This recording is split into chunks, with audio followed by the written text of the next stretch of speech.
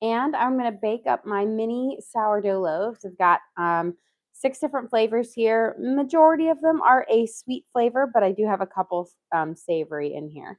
So first we're going to start out with our raspberry powder and lemon zest.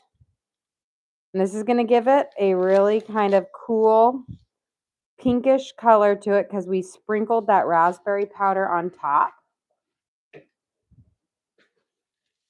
And I'm just going to give it a nice little score across here. I find with the little ones, it's just a little bit easier just to do the quad score on it down there. And now kind of like a little conveyor belt or I don't know, factory-like thing, I'm just going to score them all out and then we'll lift them up in there because if I try to do them one at a time, it just takes too much time. Let's get this guy out. And get a score on it. I'm hoping once I can kind of see what's in here. Oh, cinnamon swirl. It's like a mystery. Okay. This one is pretty easy to tell. This one is full of nuts and seeds and all that deliciousness. It's probably going to be pretty hard to score. So instead of doing a crisscross, I have a nice actually open spot right here. I'm going to do an expansion score. There we go. Got to saw through some of those seeds in here. But this one's raisins, craisins, walnuts, pecans, and pumpkin seeds. Here's my big hefty one.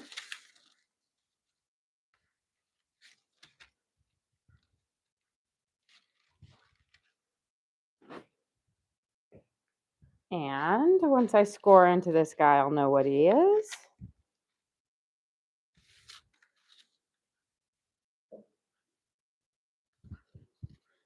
Let's see. Ooh, this is the cranberry walnut. It's like a mystery. It's like these little, oh, my daughter wanted them, but I haven't been able to find them anywhere. There are these surprise dumplings that, like, you know, the little Chinese dumplings. And inside them are like different colors, sparkle, glittery. They're all like the rage right now. And my oldest or my middle daughter wanted them in her like for Christmas, and I had my older daughter go to like 3 different stores to try to find them, but we were not able to. This one has pink in it. I'm trying to remember what this one was. Oh, maraschino and chocolate chip. And then our last one is going to be sun-dried tomato, I believe, and Parmesan.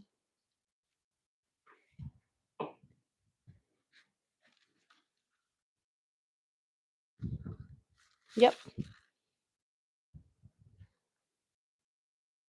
Smells wonderful. Okay, now it's time to transfer these. So remember, they're nice and hot because I preheated them in the oven at 500 degrees. So we'll slide them in, and then we'll kind of put a lid on it. You know what? I'm going to take all the lids off at one time. You can see it's letting out some nice steam in there.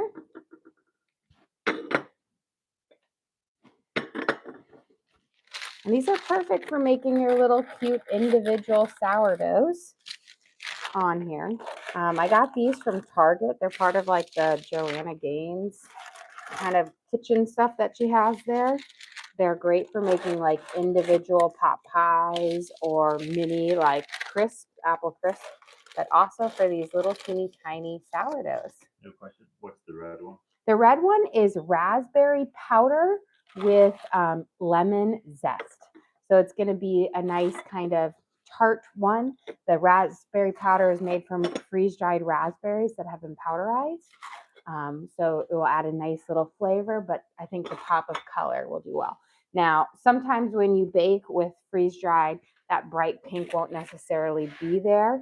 It will turn to like a brownish color. So I'm hoping it will stay pretty and pink, but won't know until it bakes up. And do you make these breads yourself? Yes, I do. So they're sourdough. They're my basic sourdough base. And then I did a bunch of different inclusions in them. And this thing weighs so much. Okay. Whew. We are going to put them in the oven at 500 degrees for 20 minutes. And then with my mini bowls, I don't bake them for 20 minutes a second round. I do for about 13 minutes for the second round at 450. While that is waiting, let's start getting our stuff ready for our Spam fried rice and our beef and broccoli. So I do have my beef right here marinating in some Japanese barbecue sauce. So it's kind of just soaking in it, which is why it has this kind of deep brown color to it. It's just the marinade on it to soak in that flavor. We'll chop that up in a little bit. But let's start by getting our onions and our carrots sauteing for our Spam fried rice, which is so delicious. The first time I made Spam fried rice was about 5 years ago. We were getting these boxes called like Universal Yums during COVID. And I would make these. It was just like a fun thing to do when we were all stuck at home. But I would make like a whole feast around whatever country the box was over. And we had a box theme. Now, this isn't a country, but it was over Hawaii, and it was a bunch of Hawaiian themed treats. And then their suggestion was to make Spam fried rice. And we made it, and everybody just has loved it ever since. It's one of those ones that I make fairly often, I feel like. It's a repeat meal.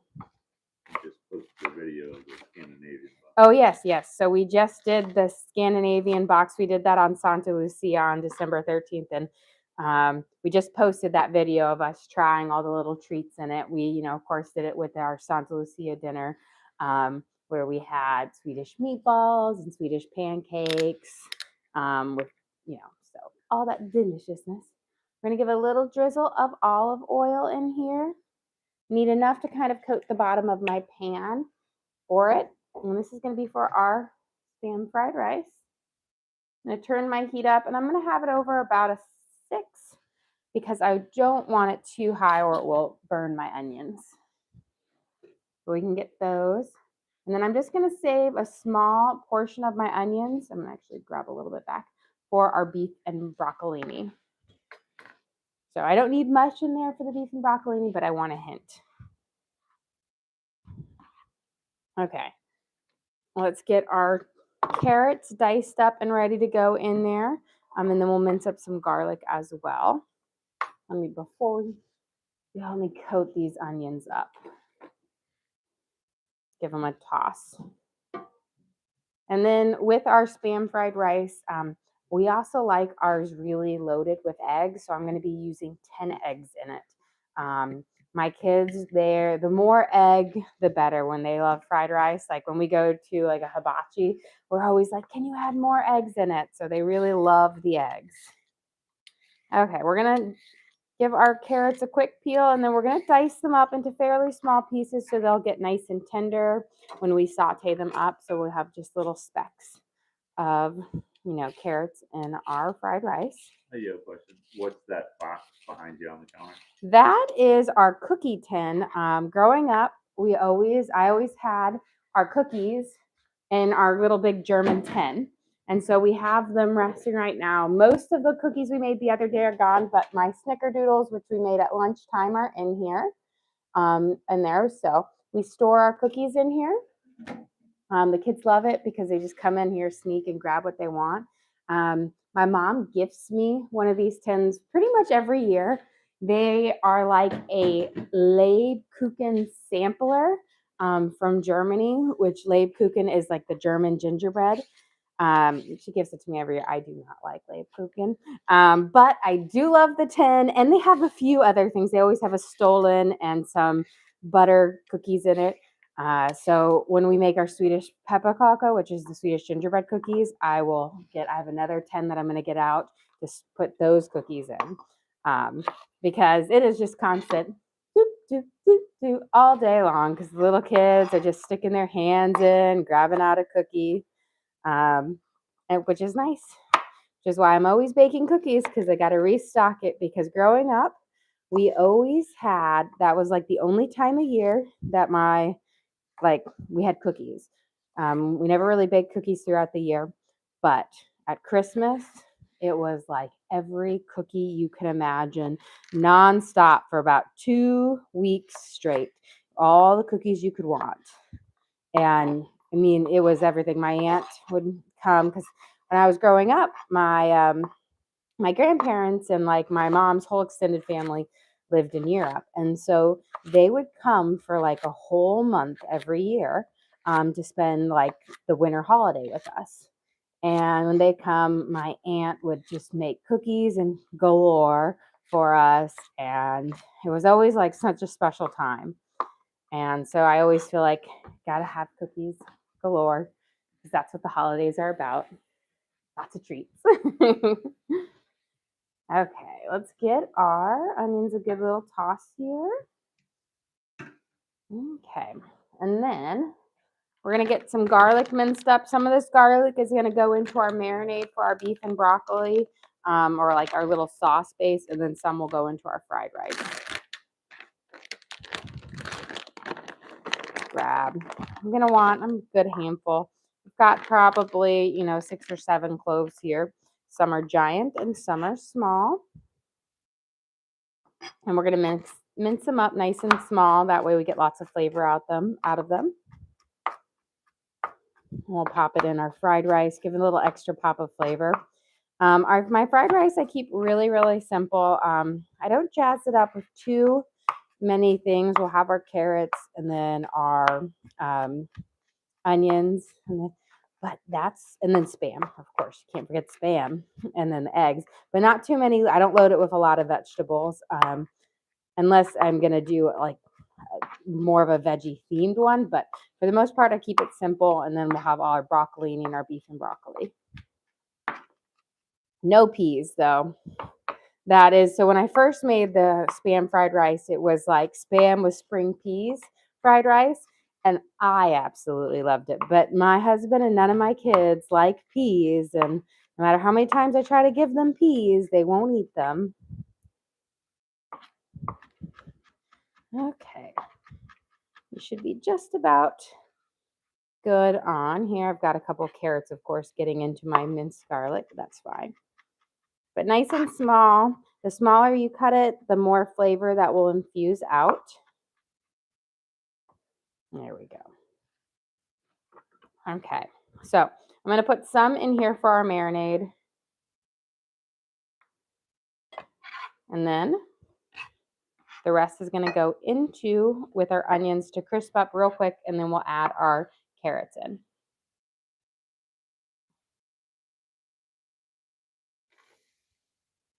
We'll give them a nice little toss here and let them kind of saute up, get a little bit of that heat. With a metal pan like this, that's not nonstick, it's all metal, it's going to conduct that heat a lot higher and a lot faster. So make sure your temperature isn't too hot, but watch it. Your garlic will go from beautiful golden brown crispy to burnt in like 30 seconds. Okay. Oh, it smells so nice. Let's start working on our marinade while we're waiting. We are going to have the base of ours. We're going to use some Japanese barbecue sauce. We're going to start with I'm going to actually use a mix. I've got some yuzu Japanese barbecue sauce and sweet honey. Original is the best, but apparently I have everything but original in my house right now. We're going to do about a tablespoon of our yuzu, which is a bit more salty. On here, it's supposed to have a little citrus tone, but it just tastes more salty. And then this is the sweet honey, which is a little bit sweeter. But they'll kind of balance each other out. And I used way more. So I probably got about a tablespoon and a half to 2 tablespoons of each one. We'll swirl it up. We're going to add in a little bit of vinegar, about a capful. So this is about a teaspoon. If you like your dishes a little bit more tangy, you can double it and put 2 teaspoons in there to get that nice kind of little flavor in it. We've got some coconut aminos, which is kind of like a sweet it's like a nectar type thing. It's delicious. We're going to add in about 2 tablespoons.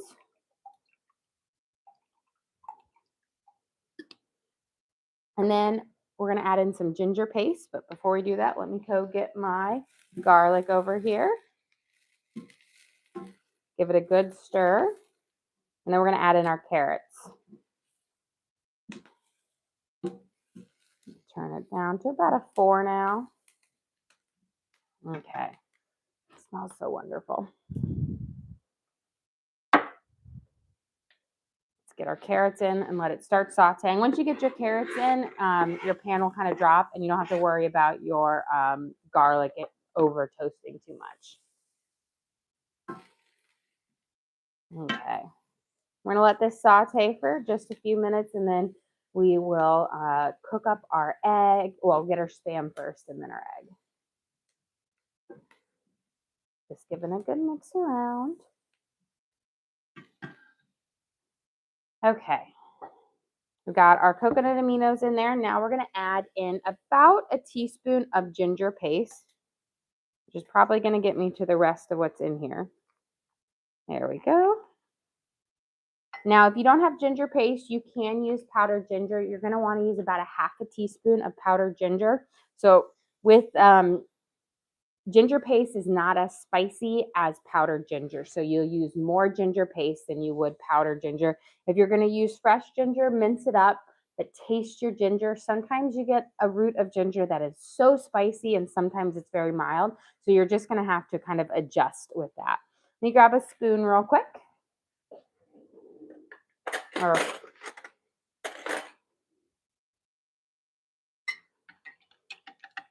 going to give this a good mix. And then we're going to add in some sesame oil. I like to use about a teaspoon to a teaspoon and a half of sesame oil. It gives you a nice nutty flavor, but I don't go too overboard with it because it has a really strong flavor. And then let me give this a taste. We might need to add a little bit of honey to balance it out. Maybe a splash of honey. Let me grab that. Whenever you use like a vinegar in your cooking, you typically want to balance it out with something sweet. So I've got my honey. I'm going to put in about a teaspoon and a half of honey, which is going to be a really quick drizzle. And it's kind of like whatever you used your vinegar with, you're kind of going to use that same amount in a sweetness. You could use brown sugar if you wanted to, or agave. I tend to like honey because it dissolves a little bit better. Perfect.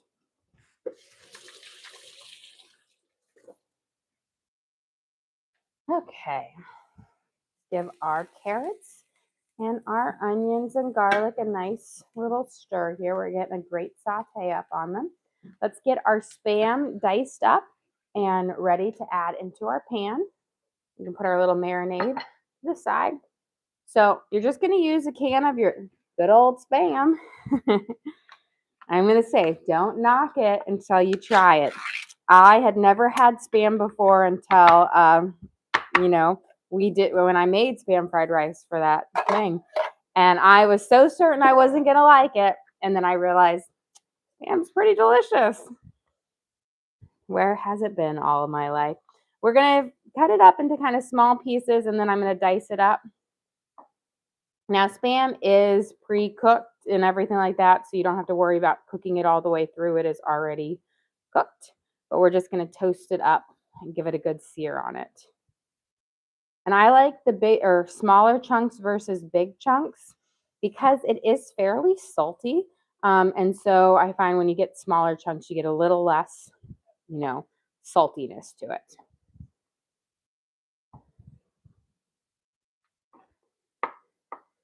There we go. So almost is going to look like diced ham.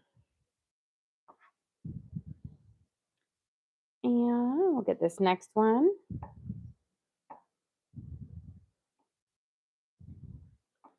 And we'll dice it up again, nice and small. And then we'll toast this up in our pan. And once that's toasted up, we'll get our eggs going. This is like, I always say, kind of like if you've ever had like a pork belly fried rice or bacon fried rice, this is kind of in that same flavor profile. You have a question? Does it taste like ham? Does not taste like ham. I'm not sure really how to describe Spam other than it's like a salty, it's like almost like a salty meat that has the texture of, I don't even know how to describe it. It's Spam, but it adds, I will say it it goes really well with the Asian flavors.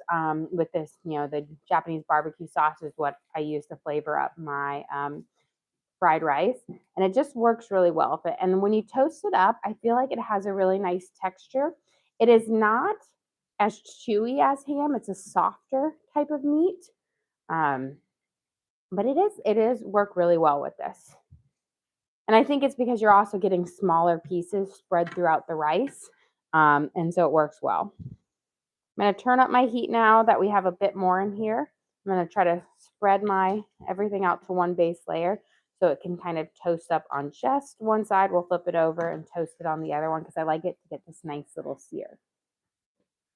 Okay, while we are getting that ready, let's get our meat. We're going to slice it up, saute it. We'll remove it real quick, and then we'll saute off our veggies and then throw our meat back in.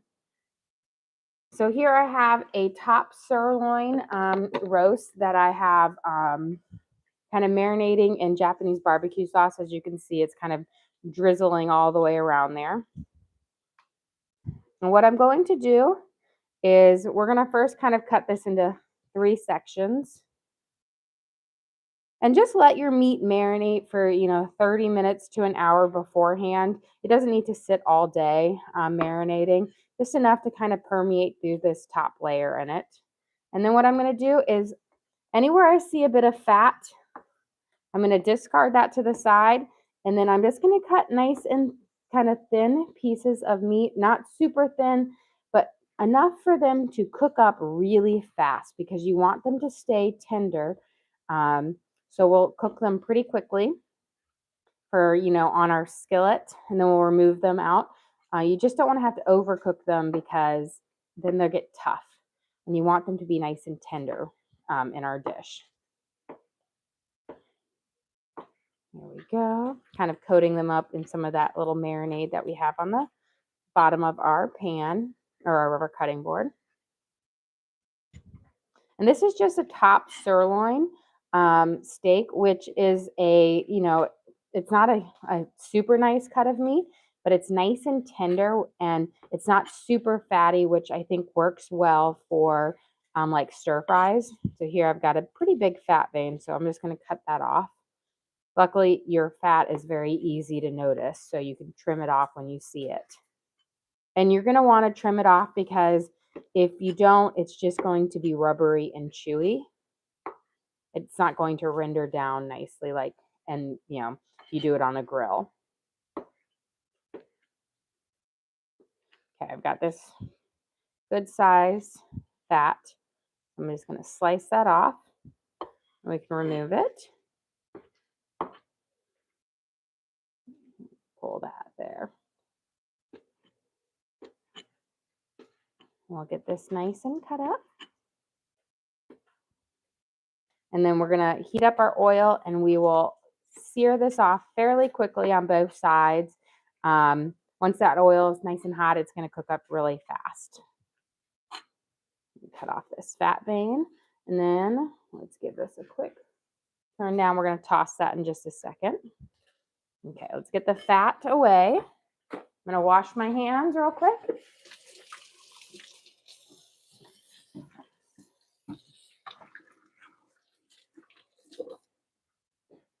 And let's get our Spam here going. I'll grab my shovel. We can kind of give it a nice stir. And then look, if you see when some of these pieces that I flipped over, it's nice and toasted up on that side, which is perfect. You want that little bit of texture when you're cooking it up. It just adds a little crispness to the fried rice. Beautiful.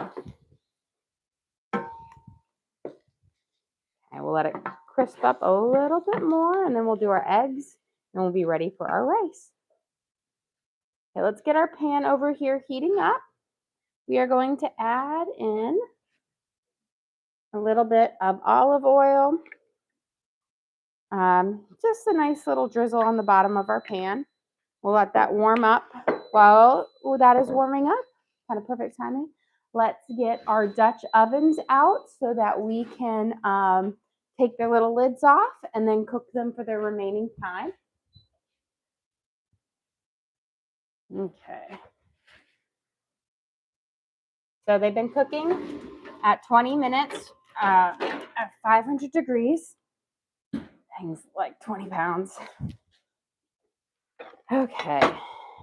Now we can go through and we see that's our nut and seeded one. That is our cranberry walnut. This is our sun-dried tomato and Parmesan cheese. Cinnamon swirl. This is, it's actually, I'm trying to get out of the shadow. It has a nice kind of pink color to it. And that's our red lemon and raspberry. And then that is our maraschino cherry and chocolate, which is a combination I just kind of came up with. And I think it's going to be really delicious. And where did you get the mini Dutch oven?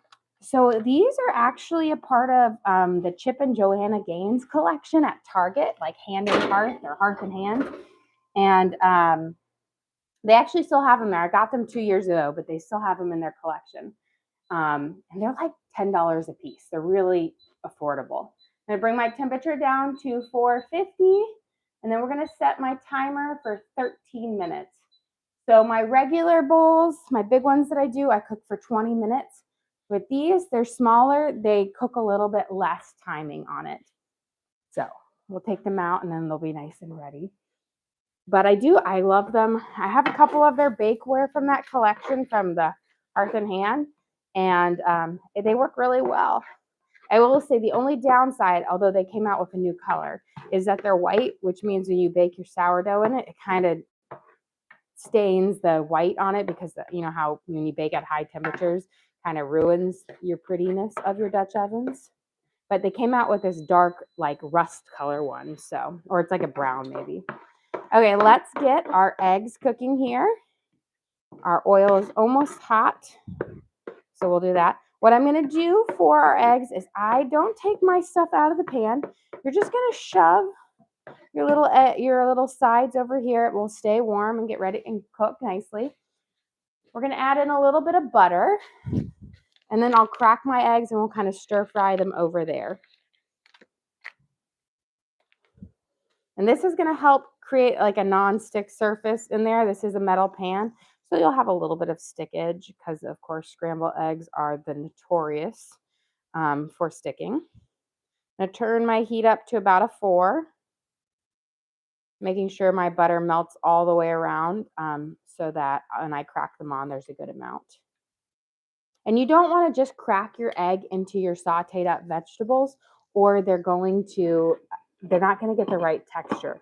Frying, like scrambling them up on the side like this, allows you to get good big size chunks, which is what you want.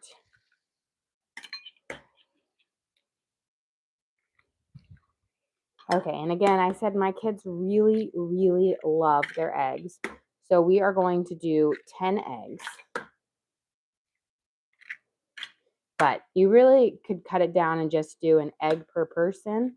But in our family, there's always a fight over the eggs. And some, if you don't tell them to mind that everybody else wants eggs, they'll go through and they'll pick out all of the big chunks of eggs before anybody else can get it. It's my 2 daughters who do that. Not my boys. My boys are sweet. Okay.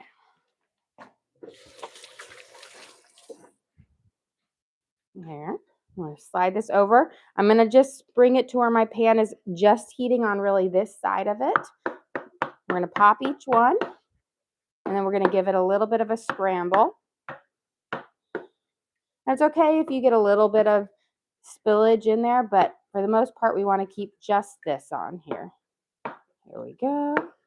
And you don't have to have them like crazy scrambled. I like actually a little bit of a less stellar scramble, because then you get a little bit of egg whites and a little bit of yolkage, and it's just kind of lovely.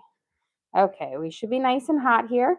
I'm gonna turn my temperature down to about a 6, and we're gonna sear these off on a high temperature.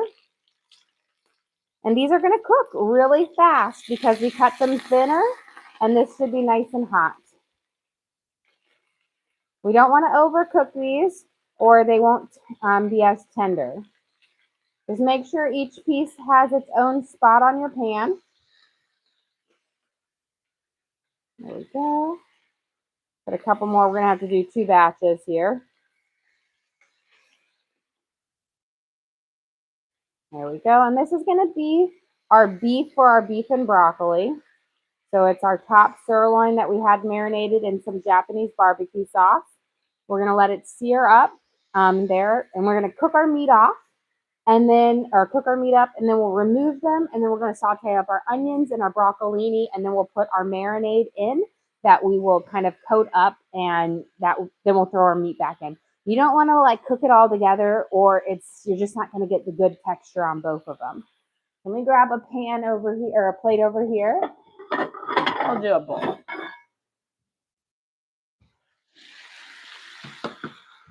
And while that's cooking here, we're going to do some good scrambling on our eggs.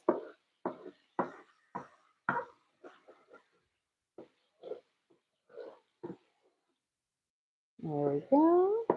You see how we're getting some nice big chunks? If you try to crack your eggs into your mixture, what happens is you almost just get specks of eggs everywhere. It's and it's like it's just not a great texture, or you don't have a good base of it. There we go.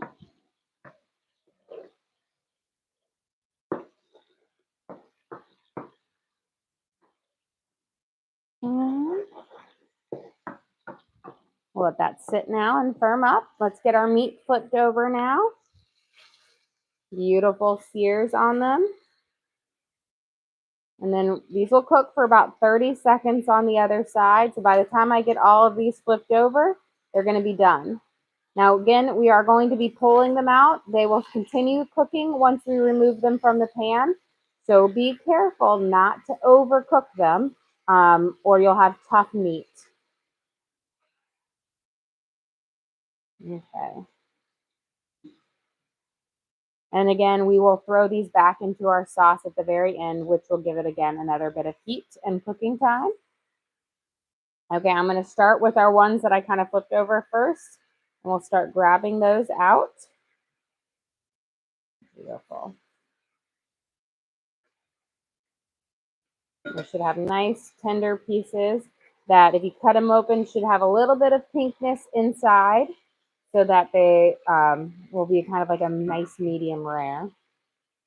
Beautiful.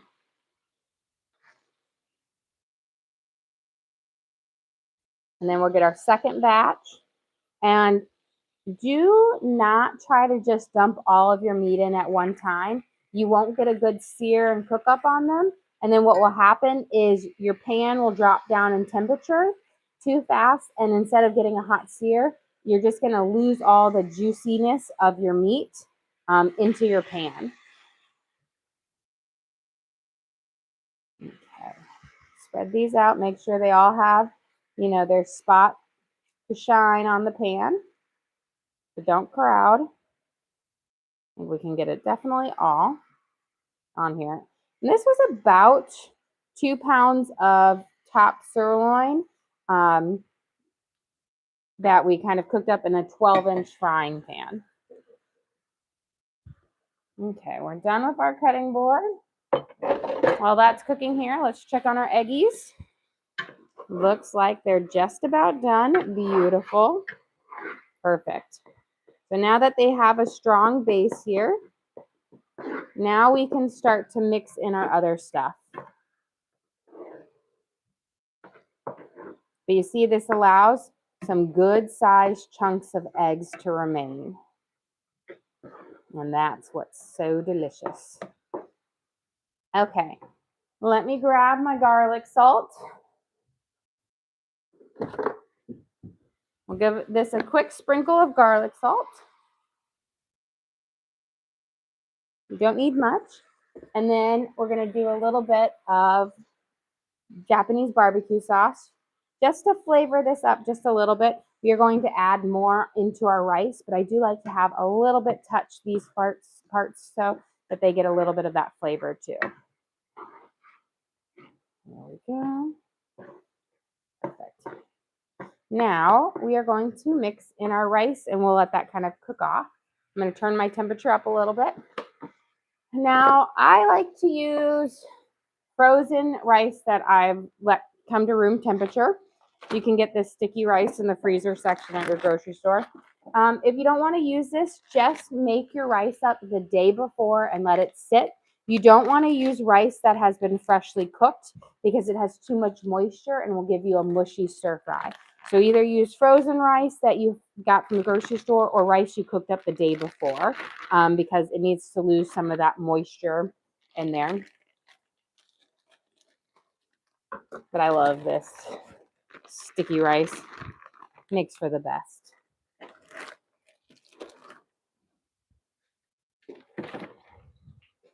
Okay. We're just going to break it up, and then we're going to flip our meat here in just a second. I'm going to rotate it and get the hot part there. Okay, we'll break it up a little bit. We're going to kind of mix it together with some of our little delicious chop bits. And then we'll add in some of our Japanese barbecue sauce on the rice. But break it up here as it steams and heats up. It will kind of come a little bit more loosely apart. Okay, we're going to get our meat flipped over here now and let it kind of cook up on the other side. Beautiful. And then we're going to cook our, saute our onions and our broccolini in this base, which will have a little bit of that nice meat flavor to it. So we'll flavor up our sauce well. Look at that really pretty sear on it. Gorgeous. Okay, flip these guys over. And then by the time I'm done flipping them all over, I'll be able to take my first parts off. There we go. And again, don't overcook these because you want them to be nice and tender. Okay, I'm going to turn this down now. We can start taking off our first bits of our, this is our top sirloin steak that we marinated in a little bit of our Japanese barbecue sauce for about 30 minutes. So it just has a little extra pop of flavor.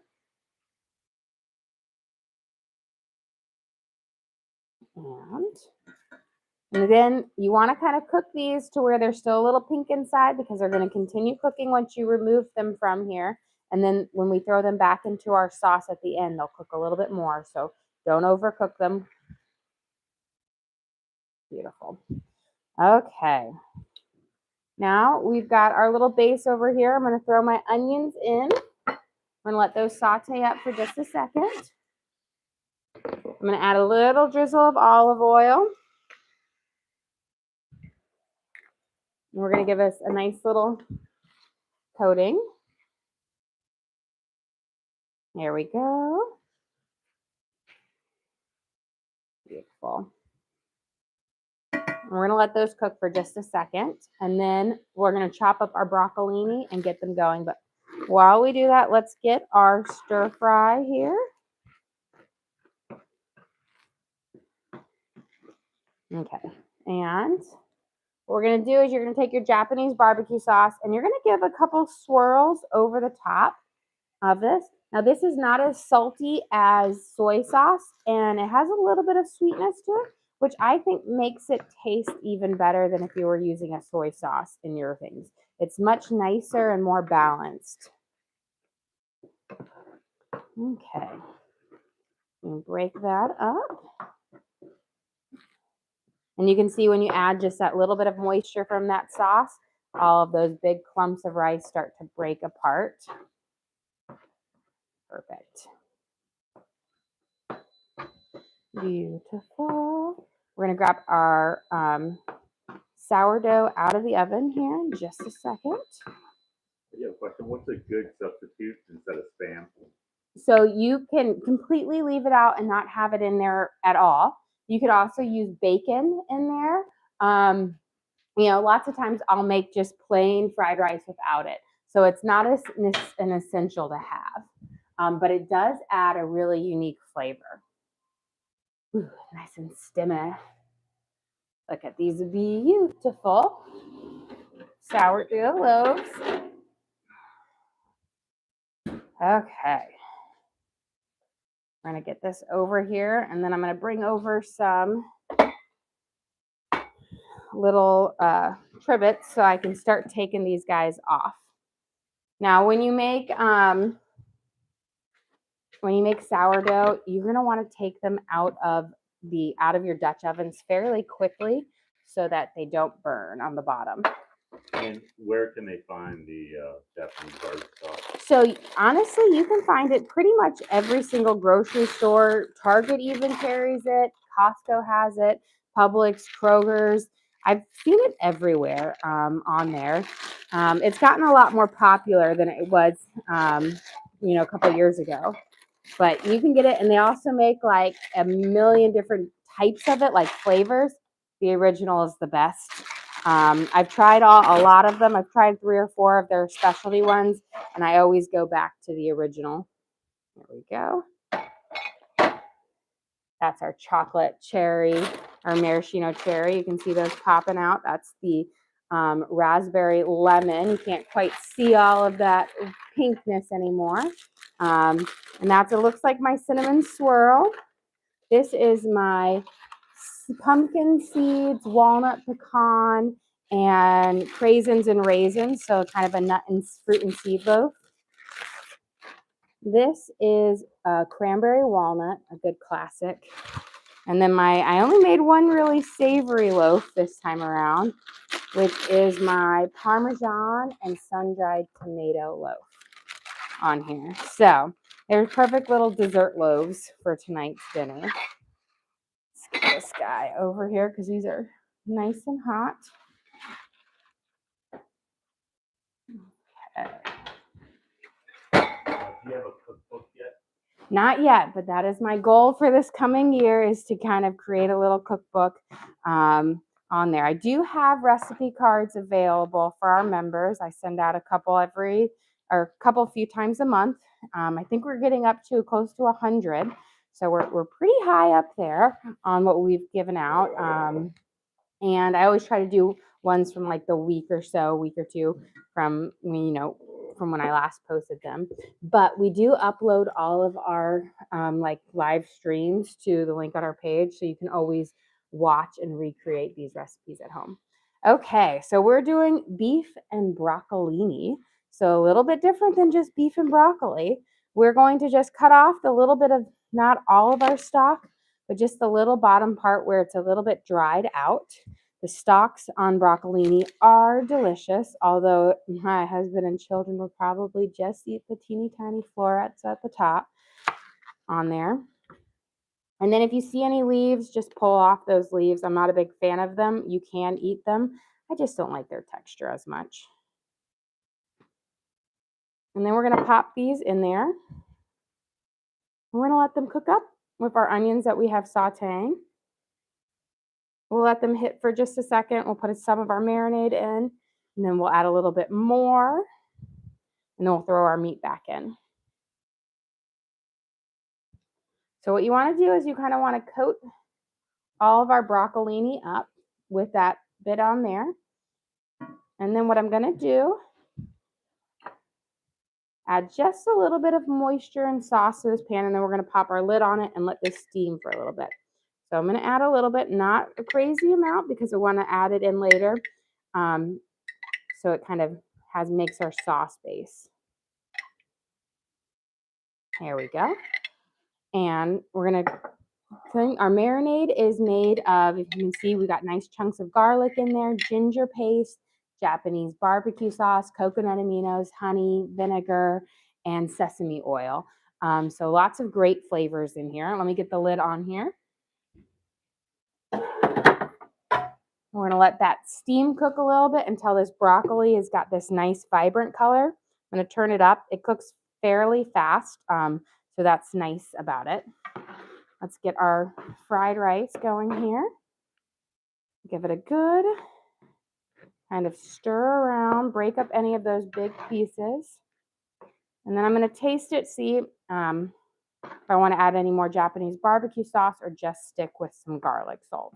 I find the mixture of both the barbecue sauce and the garlic salt adds a great flavor to it because it hits their different saltiness components. But make the switch to this, you're going to have the best fried rice over using a soy sauce. You want a little bit more? Another little drizzle here. And then my garlic salt time. A little sprinkle. And again, this is not as salty as soy sauce. So you can use a lot more to add more flavor. It has a bit of sweetness and it's a little bit thicker. Here, perfect. And you can see it kind of coats up all of our rice. So it has that nice kind of color like when you go to a hibachi or whatnot. There we go. Looking good. And then we'll steal one more bite. Can you go over what's in the fried rice? Mm-hmm. So we sauteed up onions, garlic, and carrots first. Then we added in our beautiful Spam and we diced it up, sauteed it for a good minute. We pushed all of our veggies over to one side and then we fried up / scrambled 10 eggs. Once the eggs were scrambled, we mixed that together. I added a little bit of the Japanese barbecue sauce and garlic salt, stirred those up, and then I added in 2 packages of frozen rice that had been brought to room temperature. And we let those mix them up, sauteed them, and then we added some more Japanese barbecue sauce and a little bit of garlic salt. Okay, now we're on to our beef and broccoli. Here you can see how much the nice vibrant color has popped through. We've got the steam forming on here. Beautiful. We're going to coat this up in there. Once your broccolini gets that nice dark color that you're seeing, that's when you know it's at a nice tender kind of bit for it. Okay, we're going to put this lid on here again. I'm going to add a little bit of water and cornstarch to our mixture, which is going to allow it to thicken up, and that way it will cling to our beef. You don't need a whole lot. I've got like about a 1/3 cup here. And then we're going to make a slurry, which is mixing our cornstarch into the water and then pouring it in. You don't want to just scoop in your cornstarch into your base, or it will like congeal in little balls. So make a slurry first. So I've got that's about a teaspoon there, and I think that should be enough. But you know what? I might add a little bit more. And that way we can kind of base it on in here. There we go. Beautiful. Look how vibrant and green our broccolini is. That means it's nice and tender. We're going to add our marinade in here, the rest of it. Heat it up, and then we're going to slowly add in our slurry until we've got a nice thickness to this. So don't just dump it all in because you don't want this to turn into a paste, but you want to add it and let it heat up to the right thickness. So kind of like when you use cornstarch to make a, like a curd or whatnot. So we're just heating it, and as it heats up, it will start to thicken. And then we'll toss our beef in. You don't want to add that beef in too soon, or it's going to, there we go. I don't think I'll need any more. You see how it's already thickening up over here? Beautiful. Okay. Let's add our meat in. Any residual juices. And then we're going to coat it up in all of that sauce that's thickening up down there so it clings onto your beef and your broccolini. Beautiful. Look at that. Okay. Perfect. Do you see how it just makes that slurry, makes just a perfect little thickener? Can you go over the ingredients of the sauce? Yes. So our sauce, we use Japanese barbecue sauce, a little bit of honey, vinegar, sesame oil, coconut aminos, and ginger paste and diced up garlic. So pretty kind of simple but delicious. For this one, normally I would use original, but I used a mixture of the sweet honey and the yuzu.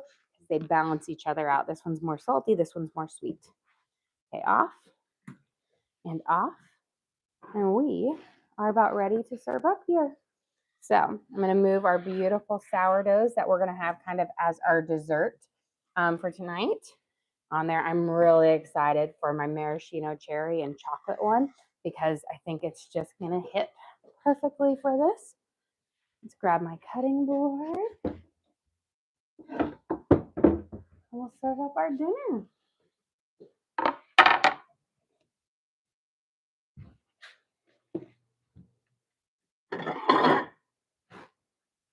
Okay.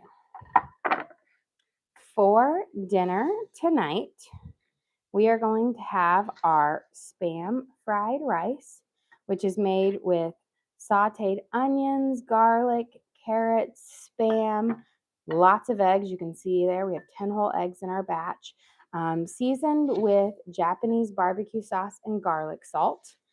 And then we are going to top that with our beef and broccolini that we made with a delicious sauce using coconut aminos, Japanese barbecue sauce, and garlic, ginger on there for just this delicious kind of quick Asian dinner that you can cook up at home with all those great flavors on there. And then for dessert, we have our mini sourdough bowls. We've got cinnamon swirl, raspberry lemon, cranberry walnut. This is our nuts and seeds, so it has pumpkin seeds, walnuts, pecans, raisins, and cranberries, maraschino cherries, and chocolate, and then one savory loaf. We have some sun-dried tomato and Parmesan. Well, guys, thank you so much for joining us here. Don't forget to like and subscribe. I try to do live cooking shows every single day, kind of show you what we're making for our family and hopefully teach you guys something along the way. Again, we do upload all of our videos to the link on our page. So if you ever want to recreate any of these recipes at home, you can just go to links, search for what we made, our Spam fried rice and beef and broccolini, and you guys can watch and cook along with me again. We also have a link to our Amazon storefront that has all of our different cooking gear and gadgets in it. I've got my 6-quart all-clad saute pan in there, my hex-clad, my knives, my cutting boards, all the different things I use in the kitchen I have in there for you guys to check out. But again, thank you so much